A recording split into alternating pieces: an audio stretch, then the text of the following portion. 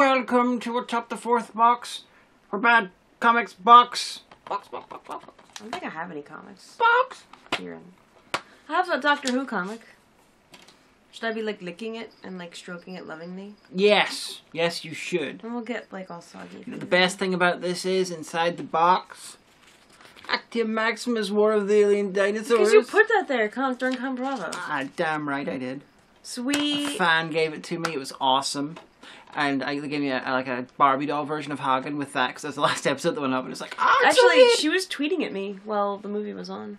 Oh. She was like, did you get your octopus during ConBravo? I was like, yeah, a fan gave it to me. And she was like, I was that fan. I was like, I made this noise. Eee! She said, did you see the doll? I said, yes, and Hagen's parents were amused. Yep. So that had nothing to do with the movie being this movie. Yeah, when we were watching it. Ah, okay, cool. So that's your thing. So, we just watched this, and I gotta say... The patron wanted it for... Yeah. They couldn't decide Backseat critique, and she was like, "Oh, we're gonna watch Top of the Wall." They're like, "Yes, that! I want that." In my I want to see what you think, and I might still have some makeup because I filmed a pickup shot for Sugar High. I got hit by flowers. It's awesome. I went to work. I would love for someone to watch all of the Channel Awesome or just Reviewiverse type things and try to work out not like a storyline connector thing, but like little world facts, because in this one references Insano becoming president back in the early days, briefly, of Spoonie's show. That happened during one of his Final Fantasy ones. Yeah, that was like 2009-ish. So, you know, that happened, then he was ex-president, so he was either got rid of or he quit, or he was thrown, or unelected out, or whatever. Impeached.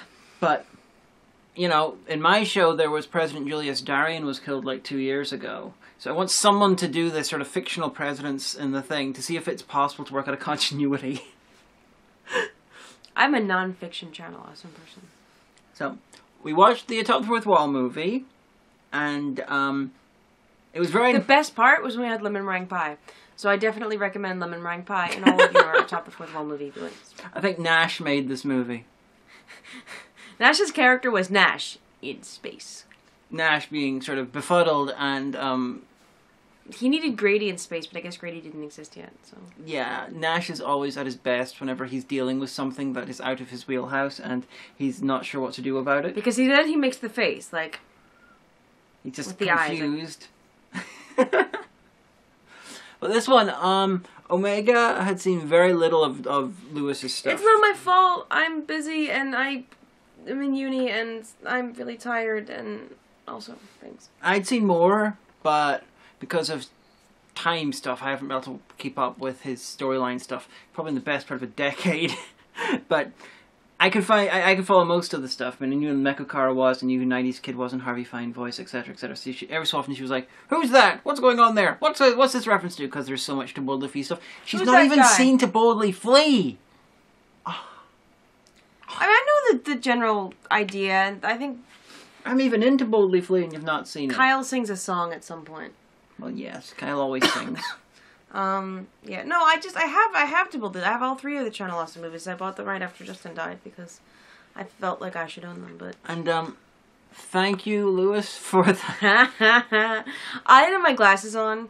And she was, like, playing with her phone while I was watching. She was like, phone. And I was like, I was not, actually. I was reading a journal article. And I was like, oh my god. And then I insisted she go over and put her glasses on. She's like, look at that. And they're like, he's soliloquizing. Put your glasses on. I was like, bleh. I made her go off and find her glasses and go and look at the screen properly so she could see that there was a box labelled Diamanda Hagen's Minions, which I can only surmise has something to do with the fact that To Boldly Flee, they were clearly my minions that were working for the villains, and it was never even lampshaded. I don't know, but still, no, it was good. But, like, I mean, we still were like, hey, wait a second. They changed that line.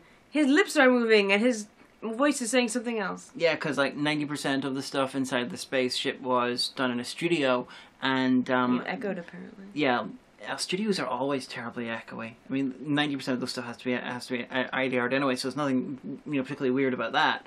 But yeah, a couple of times clearly the line was changed in some form. Maybe it was an ad lib on the scene, and then they did the scripted line later on, but the lip sync did not fix up. There's one line in particular with Angry Joe like that.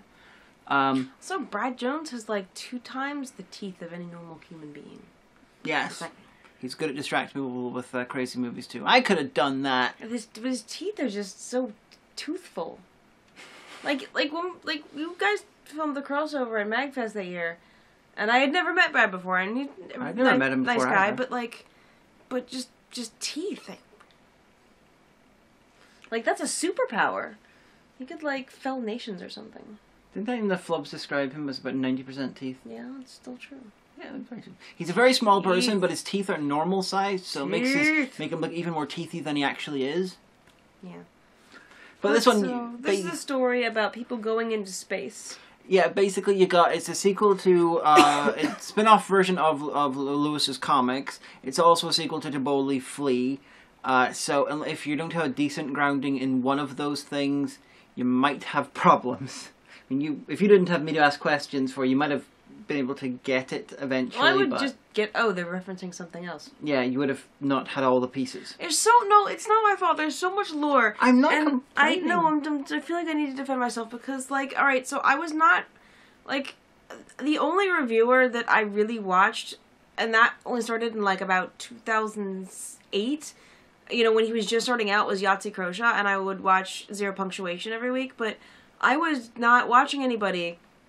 I knew Nash through the cam, and that's why I watched RDA, and that's how I started watching people's reviews. So I have seen basically like 3 episodes of Nostalgia Critic. Or wait, no, 4, because I saw the Mad Max one. Because we watched it downstairs on the big TV. Huh. But like, I don't know everybody's lore. I was like, oh, lol, that was the time that, you know, Lewis shot Suede with a bow and arrow, and he had to go to Mormon hospital, and then the things in the... You've got better plots than Lewis. But no, like, I don't know all the lore. It was especially embarrassing, like, you know, back in the day when Cards Against Humanity had that server, and there was like 3 Tig-Wa-Tig card sets you could add, and people were like, remember the time that there was a lamp? And I don't know, that just a lamp is It was a Phaelus joke that Linkara reviewed lamps, and that was an ongoing thing for a while. But yeah, so I feel really bad because... So, yeah. I love everybody, and all the people on Channel Awesome, and all reviewers everywhere are great. I just I don't think anyone expects... do a lot of research. I don't think anyone who makes videos expects people to watch... One day we're going to meet Doug Walker, and I'm going to have nothing interesting to say, except for like, oh, I saw the reviews you did with my wife. It was a good job. I don't think anyone who makes videos on the internet expects all of the other people who make videos to watch their stuff. They realize how time-consuming it is. You know, I am genuinely surprised when I find out that other video producers watch my stuff. Genuinely. Well, I watch most of Todd's stuff. Well, most of being... No, you don't have to watch it, so it's okay, it's okay. I hit Wonderland, because I really like that. Don't worry. It's like Todd in the Shadows explains my iPod playlist. I really think that it was quite good that you haven't seen much of Lewis's stuff, because that means that we had the 2 POVs. Like, I was fairly familiar with you know, all the stuff that was happening in it, you know, maybe 90%. Also, I'm not a comic book person. I wasn't a comic book nerd. I wasn't allowed to be when I was little. You know, but...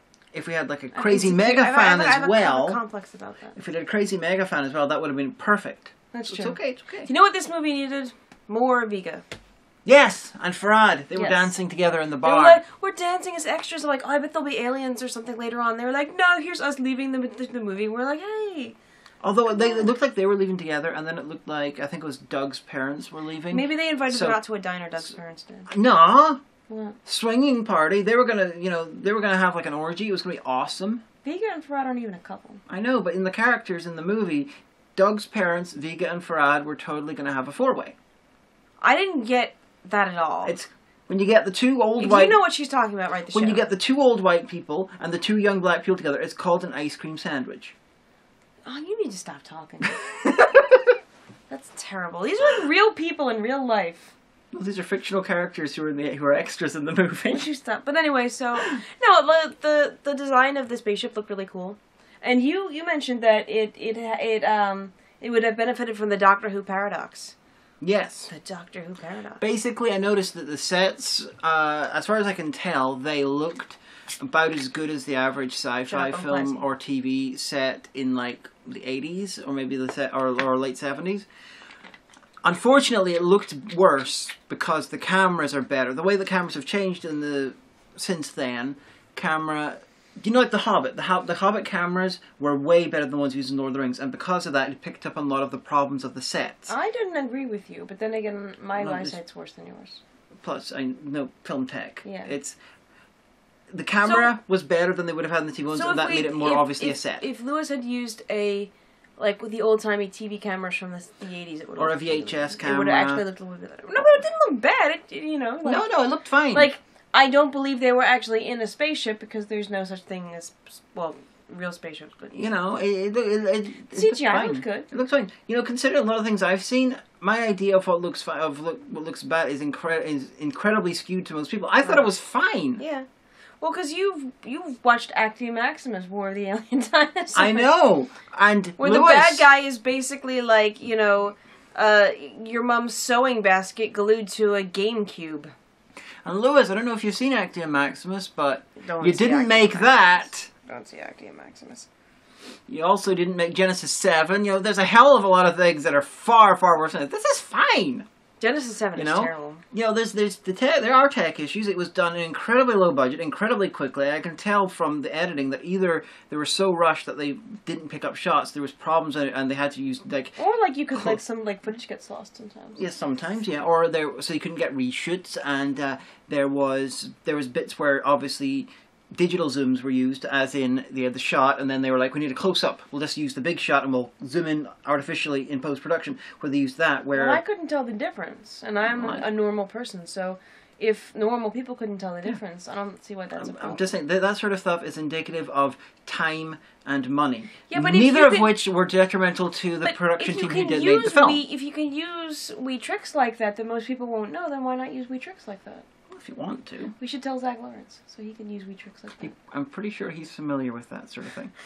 Although a couple of times it did remind me of a 30s movie, which I'm not entirely sure what went wrong, but a couple of times you had problems with the eye line sync up, so it looked like you were both looking into the corner of a room, which was hilarious. I don't want to look at you. I don't want to look at you either. I'm having a dramatic conversation, but we're both looking away from each other. You had to explain that to me because I got confused. Yeah, I had to explain it to you in Torture Ship when we watched Torture Ship. No, it wasn't Torture Ship. It was the euthanasia Tomorrow's one. Children. Yeah. Yeah, basically. No, honey, it wasn't the torture one. It was the euthanasia one. You remember?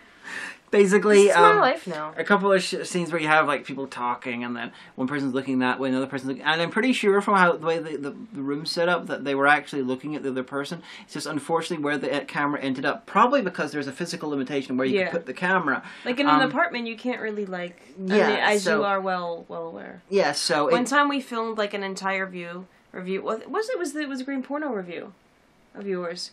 Like her just literally sitting with her back resting against my Chinese cabinet against the one wall of my apartment in Baltimore. Yeah, we did that with Pink Angels as well. Yeah. But yeah, there was probably a physical limitation where they could put the camera, so it ended up both camera angles being on the same side, and so it ended up looking like they were looking askew. Which, you know, I've seen that thing happen in bigger budget films before. It's like Batman v Superman. No, it didn't happen in that. Everything else was wrong. My roommate and his friend were downstairs watching that tonight. We were like, I think we get the better deal. We're watching the better deal. Yeah. The word Martha wasn't even said in this. Why did you say that name? But also, like, this is something that I noticed. So, I've noticed it's really funny when people who don't drink all that much play drunk people, because I don't remember if Lewis has ever said that he's not a drinker, but I don't think I've ever seen him drink at a con.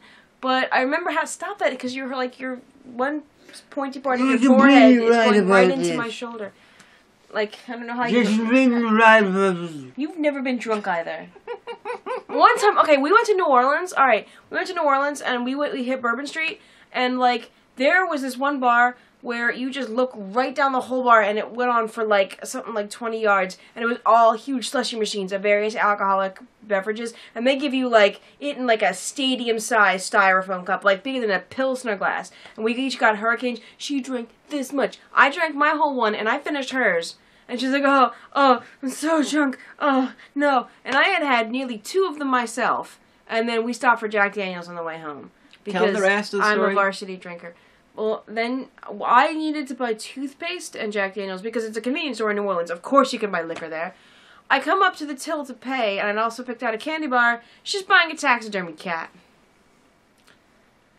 We can't show it to you right now because I forbid it in my presence, and it's in her editing room, so... And she's convinced that I bought it simply because I was so No, because drunk, you said, but, I'm drunk, no. I'm buying a thing. You said it at the time, that's where the Urban Legends was from. I would buy a taxidermy cat no matter how much I drank. It was $10, taxidermy fucking cat. Right. You know. But no, I just thought it was funny. Because I was like, You show me a taxidermy dog for $10, I am buying that thing. It's always, I remember it was always very funny back before, like when I was too young to drink, when I LARPed. And you would always try to role play drunk, and now I'm looking back and I'm like, oh, it's so cringy. Drunk people aren't like that at all. Spoilers, there's a bit where someone plays drunk. Yeah. It's not really a spoiler. It's not really a main, like, oh no. You have mean things to say about Dominic from the Pixel Palace? What? Who the hell was that? The bartender. Huh? Wait, who's Dominic? I have an accent. Oh, I was like, what accent is Doug doing? Is that Australian? Is that English? Is that New York City? What's going on there? But apparently that's a nostalgia. Oh, hold on. It's crooked. That's one of his characters, and I felt guilty about it. Don't tell Doug I said it. I mean, I'm sure he's a nice guy. Don't tell Doug that I exist. I'm pretty sure he doesn't know who I am. What? Says Omega. Most of the world doesn't know who I am. Doug doesn't know. Well, people aren't supposed to know who I am. I'm a third-year psychology student and a retail slave, and I occasionally make things that go on YouTube. And she's a genius. I'm not a genius. Yes, she is actually. That's that has nothing to do with what we're talking about. Yes. So, no, it was really good, and it was really nice to see people, like, running around and doing stuff in space. Yeah. And, perfectly good. Enjoyed, I didn't know that Angry Joe could shoot lasers. I'm very, very glad that, got to pay for it as well, because when we were at ConBravo, I was planning to go off and buy a copy whenever I run into Lewis. What you said was, I hope Lewis has his movie, because we were going to buy it, and then we never got around to do it, and then I had to move, well, I was already over here, but then, because shipping to the UK is $1 billion. And, even, Amazon was like, oh, yeah, one day shipping anywhere in the UK. Bleeding lies. Not in the armpit of the north of Ireland, which is where we are. So, I hadn't got around to it, but I was down in the dealer room while she was doing something else. And I was filming a crossover. Oh, yeah, that's true. I was like, oh, hey, Lewis, oh, your movie, right? He's like, oh, yeah, I do. And I was like, oh, great, here, let me get my wallet. He's like, no. The channels people get a special discount of nothing. I was like, no, dude, we're supporting you. We would have bought it online. You're getting money. And he was like, well, okay. Yeah, if you wanted to give us something free to do with the movie, Lewis, you could have given us a plane ticket so we could go out there and help you film it. That would be a lot more than the actual cost of the movie. Yeah. So besides, we're giving money. Don't involve me in your schemes. Literally, I have a lot of work to do. All the time. I'm actually writing a paper right now. Let's remember to bring this to Alcon. Actually, no one involved in this is going to Alcon. This is no need. Next time I go to ConBravo. Well, none of the UK people are in it. Yeah, next time I go to ConBravo, I've got to bring this to get it signed by as many people as I can. Because you always get people to sign your... Oh yeah, I forgot to get ones to sign it this year at ConBravo. But yeah, I like to get them signed by people involved. One time, a really long time ago, a whole bunch of us were together in Philadelphia, and it had been pouring rain all day, and we tried to tourist, and we were all soaking wet, and it was 2 in the morning, and we got lost on our way to this diner.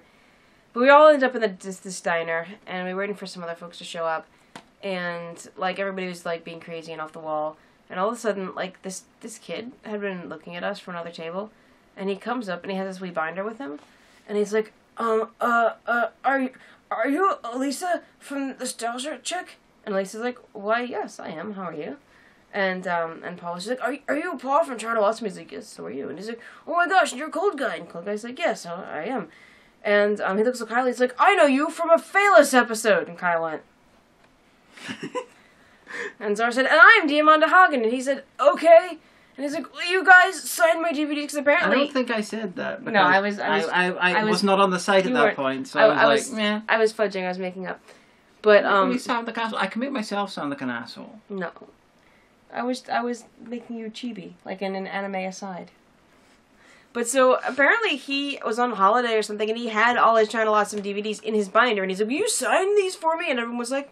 And then, he just had the good fortune to be at 2 in the morning in this little dive bar in Philadelphia. Where all of us, Lisa and Polly come from New York, and Cold Guy lives in Philly, and we had shenanigans. Demo Versailles was visiting because he's from the West Coast. We had this big plan. What we were doing, shit went down. It wasn't going to happen, and then we ended up at this bar, this sort of this diner. Several people in several cars accidentally entered Jersey and stuff. It's a horrible and thing. It was just the weirdest course of events that meant we ran into this fan, which was, It was really neat, though. He was really impressed, this kid was. Yeah, and then after we got back to the hotel about 3 o'clock, then, of course, I made Kyle watch Colonel Kill Motherfuckers. And I drank whiskey and Iron Brew and went the fuck to bed because I was exhausted and snappy. It was a good trip. Again, that has nothing to do with the Top the Four Walls movie. It just, happened. This is how our Backseat critiques go. But no, I mean, there's not really much to critique because it's very solid effort. There was a lot of really funny lines, Most of the problems are stuff that's obvious because of it's stuff that's production endemic time.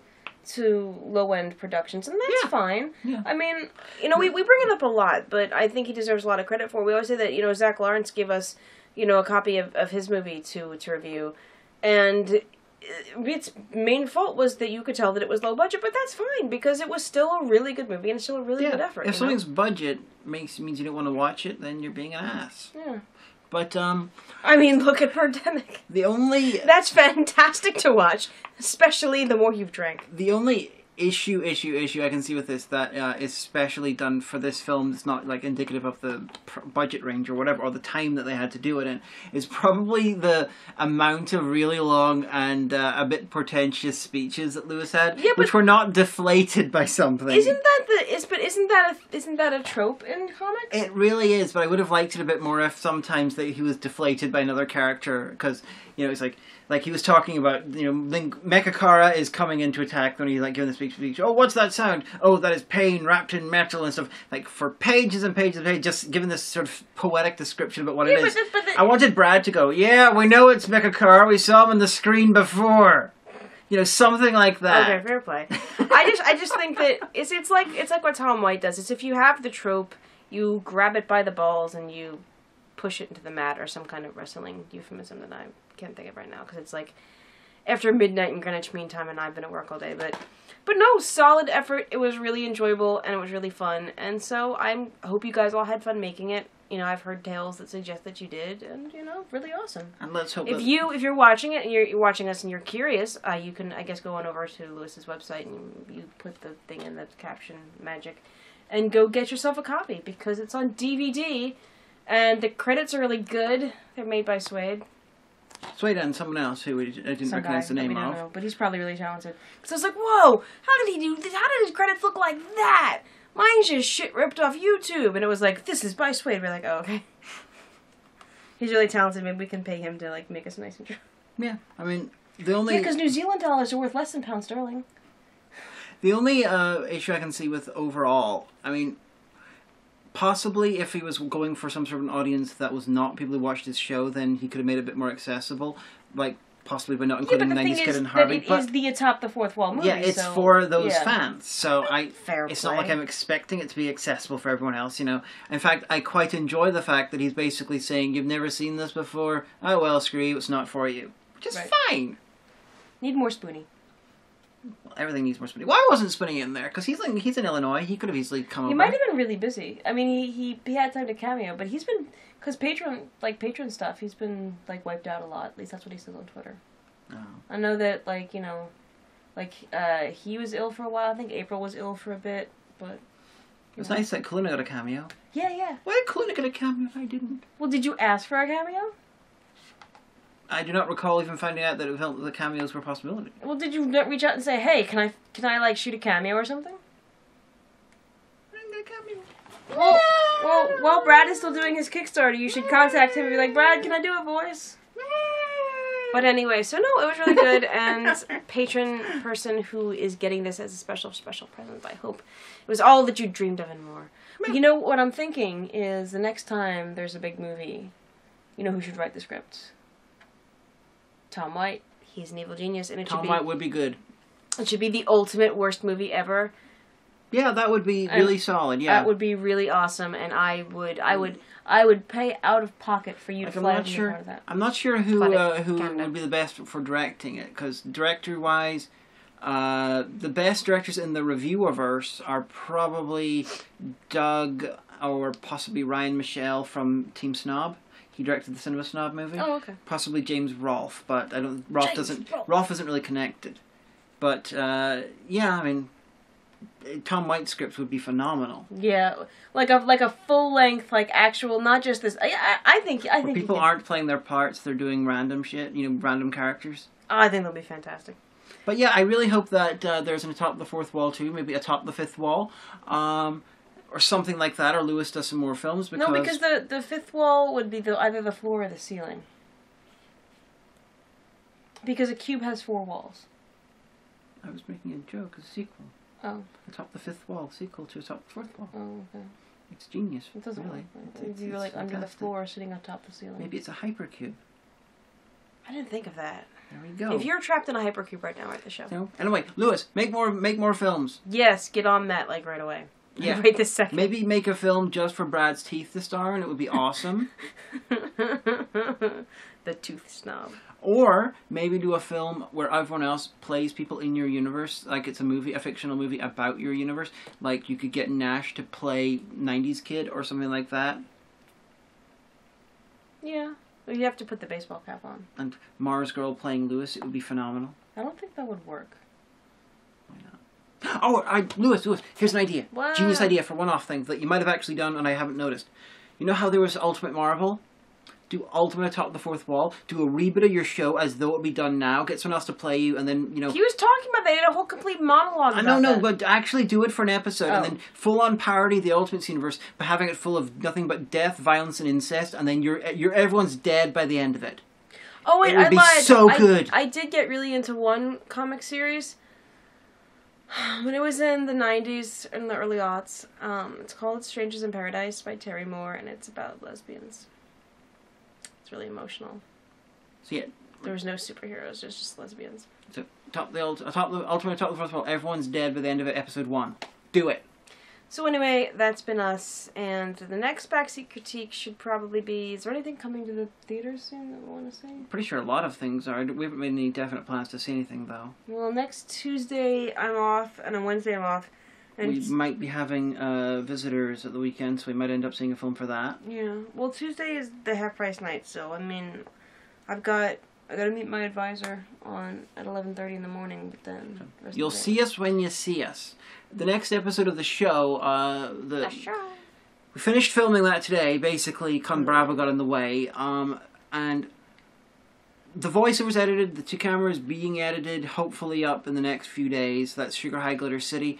And then the next episode after that is Pirates of the Great Salt Lake. I've got almost everything to do with that. Well, I believe my Buccaneers.